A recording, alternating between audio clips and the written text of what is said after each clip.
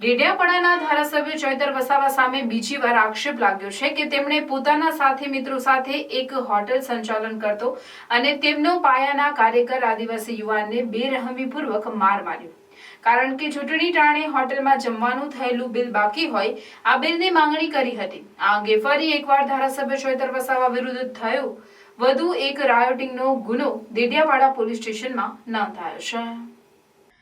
2 દિવસ અગાઉ રાજપીપળા ખાતે જિલ્લા પોલીસ અધિક્ષકની કચેરી ખાતે ડેડિયાપાડાના ધારાસભ્ય તથા તેના માણસો ઘરે આવી માર માર્યાની ફરિયાદ લઈને એક આદિવાસી પરિવાર પહોંચ્યો હતો। ડેડિયાપાડા સામરપાડાના શાંતિલાલ વસાવા, તેની પત્ની, પુત્ર અને પૂર્વ કારોબારી ચેરમેન બહાદુર વસાવા સાથે પોલીસ અધિક્ષકને મળી ધારાસભ્ય વિરુદ્ધ ફરિયાદ આપી પગલાં ભરવા રજૂઆત કરી હતી, જે બાદ એકબીજા પર આક્ષેપબાજી પણ કરવામાં આવી હતી, પરંતુ અરજદાર શાંતિલાલે આત્મવિલોપનની ચીમકી આપતા આખરે આ બનાવનો ગુનો નોંધવામાં આવ્યો છે।